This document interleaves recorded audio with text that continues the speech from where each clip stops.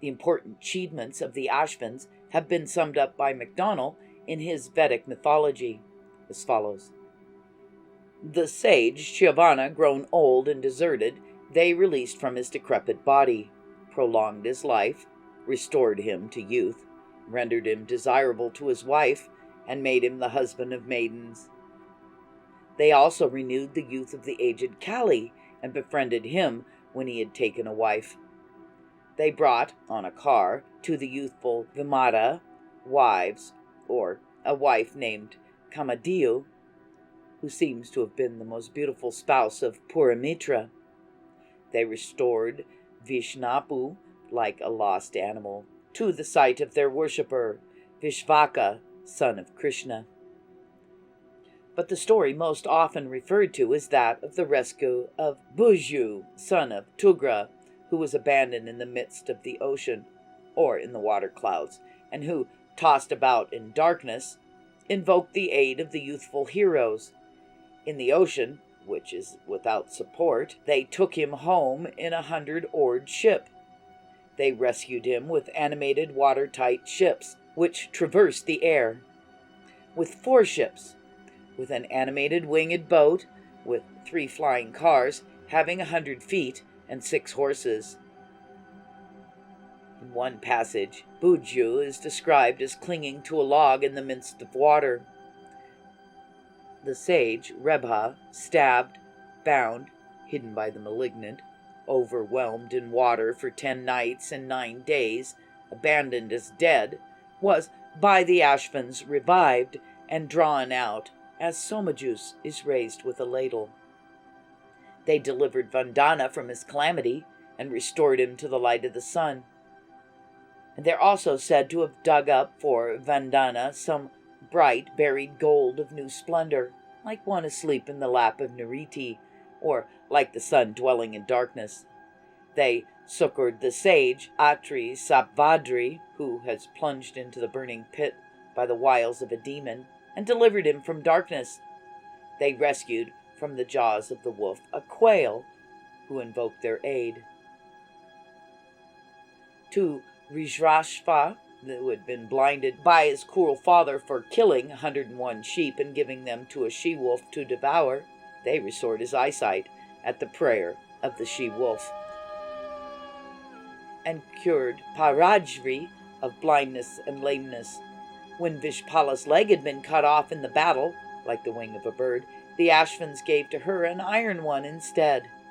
They befriended Goshash when she was growing old in her father's house by giving her a husband. To the wife of a eunuch, they gave a son. The cow of Shayu, which had left off bearing, they caused to give milk. And to Pedu, they gave the strong, swift, dragon-slaying steed impelled by Indra, which won him unbounded spoils. Now, besides this, there are many other exploits mentioned, and the Ashvins are described as having saved, helped, or cured a number of other persons, but the above summary is sufficient for our purpose. It will be seen from it that the Ashvins bear the general character of helping the lame, the blind, and the distressed, or the afflicted. And in some places, a reference to the decayed powers of the sun is discernible on the face of the legends.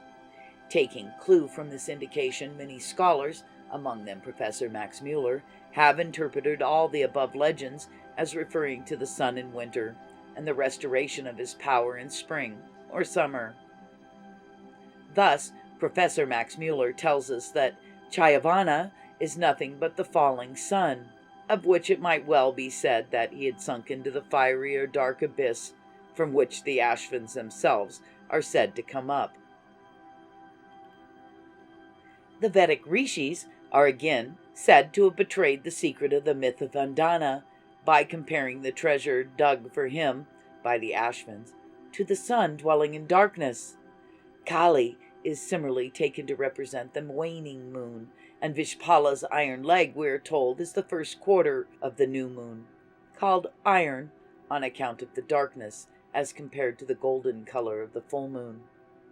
The blindness of Rijrashva is explained on this theory as meaning the blindness of night or winter, and the blind or lamed Parviji is taken to be the sun after sunset, or near winter solstice. The setting sun thrown out of a boat into waters is similarly understood to be the basis of the legend of Pujyu or Riba. Vadrimati, the wife of the eunuch, to whom Hiryanahasta, or the gold hand, is said to be restored, is, as we're further told, nothing but the dawn under a different name. She is called the wife of the eunuch because she was separated from the sun during the night. The cow of Shayu is again said to be the light of the morning sun, who may well be described as sleeping in darkness from which he is brought forth by the Ashvins for the sake of Vandana. In short, each and every legend is said to be the story of the sun or the moon in distress.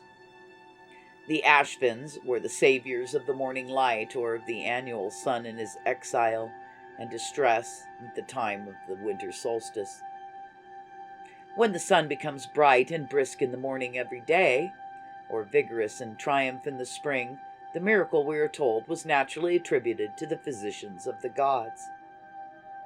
This explanation, the different legends connected with the Ashvins, is no doubt advance on that of Yashka, who has explained only one of these theories, that is, that of the quail, on the dawn theory. But still, do not think that all the facts and incidents in these legends are thus explained by the vernal theory, as it was presently understood. Thus, we cannot explain why the protégés of the Ashvins are described as being delivered from darkness, on the theory that every affliction or distress mentioned in the legend refers to a mere decrease of the power of the sun in winter. Darkness is distinctly referred to when the treasure dug up for Vandana is compared to the sun dwelling in darkness, or when Buju is said to have been plunged into the waters and sunk into the bottomless darkness, or when Atri is said to have been delivered from darkness. The powers of the sun are no doubt decayed in winter, and one can easily understand why the sun in winter should be called lame, old, or distressed, but blindness naturally means darkness. And when express references to darkness are found in several passages, cannot legitimately hold that the story of curing the blind refers to the restoration of the decayed powers of the winter sun. Darkness referred to is obviously a real darkness of the night, and on the theory of the daily struggle between light and darkness, we shall have to suppose that these wonders were achieved every day. But as a matter of fact, they are not said to have been performed every day, and Vedic scholars have, therefore, tried to explain the legends on the theory of the yearly exile of the sun in winter. But we now see in the latter case references to blindness or darkness remains unintelligible, and as the darkness is often said to be of several days' duration, we are obliged to infer the legends refer to a long yearly darkness, or in other words, they have, for their physical basis, the disappearance of the sun below the horizon during the long night of the Arctic region. The vernal theory cannot again explain the different periods of time during which the distress experienced by Ashvin's protégés is said to have lasted. Thus, Rebha, who was overwhelmed in waters, is said to have remained there for 10 nights and 9 days, while Buju, another worshipper of theirs, is described as having been saved from being drowned in the bottomless sea, or darkness, where he lay for 3 days and 3 nights. The Ashvins are also described as having been in the Paravat, or distant region, for 3 days and 3 nights. Professor Max Mueller, agreeing with Bentley, takes this period, whether of 10 or 3 days, as representing a time when the sun at winter solstice seems bound and to stand still, till he jumps up and turns back. But 10 days is too long a period for the sun to stand still at winter solstice, and even Professor Max Mueller seems to have felt the difficulty, for immediately after the above explanation he remarks that whether this time lasted 10 or 12 nights would have been difficult to settle, even for more experienced astronomers than the Vedic rishis. But even supposing that a period of 10 days may thus be accounted for, the explanation entirely fails in the case of the legend of Dirghatamas, who is said to have grown old in the 10th Yuga and was rescued by the Ashvins from torment to which he was subjected by his enemies. We have previously shown that Yuga here means a month, and if this is correct, we shall have to suppose that Dirghatamas, representing the annual course of the sun, stood still at winter solstice for 2 months?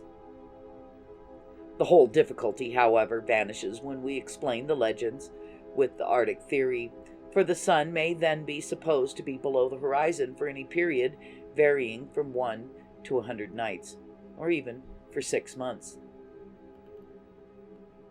The third point left unexplained by vernal theory is the place of distress or suffering from which the protégés are said to have been rescued by the Ashvins. Buju is not saved on land, but in a watery region, without support and unillumined by the rays of the sun. If we compare this description with that of the ocean, said to have been encompassed by Vitra, or of the dark ocean which Brihaspati said to have hurled down, we can at once recognize them as identical. Both represent the netherworld, which we have seen is the home of aerial waters, and which has to be crossed in boats by the drowned sun in Rig Veda, or by Helios in Greek mythology. It cannot therefore be a place where the sun goes in winter. Unless we adopt the Arctic theory, we cannot explain how the protégés of the Ashvins are said to have been saved from being drowned in a dark or bottomless ocean. Indra is also said to have uncovered the seven-bottomed ocean, having a side opening, evidently referring to a fight for waters in the netherworld. The same expression noted above was again used where the Ashvins are described as having lifted up a well, with bottom up and opening in the side or downwards. Also, a well lying obliquely is said to have been pushed up by the Ashvins for satisfying the thirst of Gautama. These words and phrases are not properly explained by the commentators, most of whom take them as referring to the clouds. But it seems that the phrases more appropriately describe the antipodal region, where everything is believed to be upside down in relation to the things of this world. Dr. Warren tells us that the Greeks and the Egyptians conceived their Hades, or things therein, as turned upside down, and he has even tried to show the Vedic conception of the netherworld corresponds exactly with that of Greeks and Egyptians. The same idea is also found underlying the Hades conception of many other races, and Dr. Warren has correctly represented the ancient idea of the antipodal underworld. It was conceived by the ancients as an inverted tub, or hemisphere of darkness full of waters, and the Ashvins had to make an opening in its side and push the waters up, so that after ascending the sky, they may eventually come down in the form of rain to satisfy the thirst of Gautama. The same feat was attributed to the Maruts, and there too we must interpret it in the same way. The epithets, with the bottom up and with its mouth downwards or sideways, is applied to the well. They completely show that something extraordinary, or the reverse of what we usually see, is here intended. We cannot take them as referring to clouds, for the well is said to be pushed up in order to make the waters flow from it hitherward. It may also be observed that the king Varuna of hallowed might is said to sustain erect the tree's stem in the bottomless region, and its rays, which are hidden from us, have, as we're told, their bottom up and flow downwards. This description of the region of Varuna exactly corresponds with the conception of Hades, in which everything is turned upside down. Being regarded as an inverted hemisphere, it is rightly described from the point of view of persons of this world as a supportless region with bottom up and mouth downwards. And it was this bottomless darkness, or the bottomless and supportless ocean, in which Buju was plunged, and which he crossed without distress by means of the boats graciously provided by the Ashvins. In the Artha Veda, a bowl with a mouth inclined or downwards and bottom upwards is said to hold within it every form of glory. And there, 7 rishis, who have been this mighty one's protectors, are described as sitting together. The verse, which also occurs in the Upanishads, with the variant with its mouth downwards, used for with its mouth inclined, which was used in the Artha Veda. Yeska quotes the verse and gives 2 interpretations of the same, in one of which the 7 rishis are taken to represent the 7 rays of the sun, and the bowl the vault above, while in the second interpretation, the bowl is said to represent a human head with its concave, cup-like palate in the mouth. But it seems to us the more probable that the description refers to the netherworld rather than the vault above or a concave human palate. The glory referred to is the same as the Harvanyo of the Parsi scriptures. In the Zamyad Yasht, this glory is said to have thrice departed from Yima and was restored to him once by Mithra, once by Thratayona, who smote Azidaka, and finally by Karishapa and Atar, who defeated Azidahaka. The fight took place in the Sea of Urukasha, at the bottom of the deep river, and we have seen that this must be taken to mean the world surrounding Okanas. The glory is properly the light, and one who possessed it reigned supreme, and one who lost it fell down. Thus, when Yima lost his glory, he perished, and Azidahaka reigned. As when this light disappears, the fiend rules supreme. It may also be noticed that amongst the persons to whom the glory belonged in ancient days are mentioned the 7 Amesha Spentas, all of one thought, one speech, and one deed. We have thus a very close resemblance between the glory, said to have been placed in the bowl at the bottom up, guarded by 7 rishis in the Vedas, and the Harvanyo or glory mentioned in the Avesta, and which thrice went away from Yima and had to be restored to him by fighting with Azidahaka in the Sea of Urukasha. And this strengthens our view that the bowl, with the bottom up and the mouth downwards, is the inverted hemisphere of the netherworld, the seat of darkness and home of aerial waters. It was this region wherein VIII was plunged and had to be saved by the intervention of the Ashvins. Now, if VIII is plunged into this bottomless darkness and ocean for 3 nights and 3 days, or Ribha was there for 10 nights and 9 days, it is clear that the period represents a continuous darkness of so many days and nights. And the story of Vrishrashva, or the Red Horse, also refers to the same incident, the continuous darkness of the Arctic region. Vrishrashva, that is, the Red Horse, is said to have slaughtered 100 or 101 sheep and given them to the Vriki, or the she-wolf, and his own father, being angry on account, is said to have deprived him of his sight. But the Ashvins, at the prayer of the she-wolf, restored to Vrishrashva his eyesight, and thus cured him of blindness.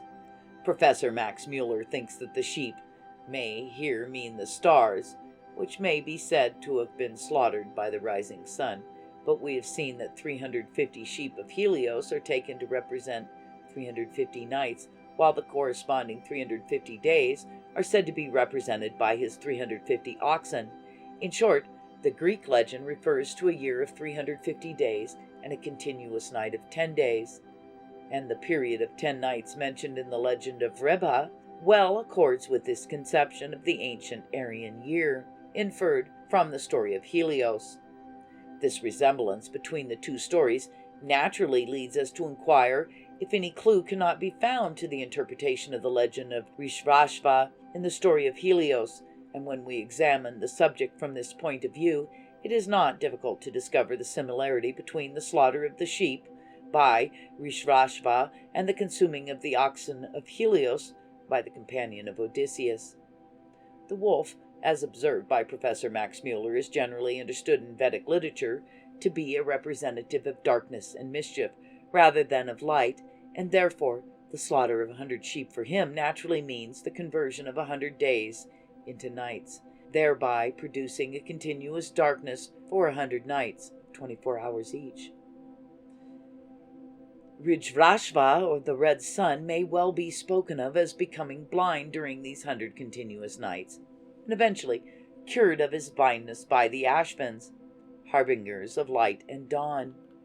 The only objection that may be urged against this interpretation is that 100 days should have been ascribed as oxen or cows and not as sheep. But such nice distinctions cannot be overlooked, for in every myth, and that if 100 days were really converted into so many nights, we can well speak of them as sheep. The slaughter of 100 or 101 sheep can thus be easily and naturally explained on the theory of a long continuous darkness, the maximum length of which was 100 days, or 100 periods of 24 hours. In short, the legends of the Ashvins furnish us with evidence of 3, 10, or 100 continuous nights in ancient times, and the incidents which lead us to this inference are at best but feebly explained by the vernal or dawn theory at present understood. Thanks for liking, commenting, and subscribing. If you know anyone interested in this kind of content, please let them know. Sure helps us out a lot.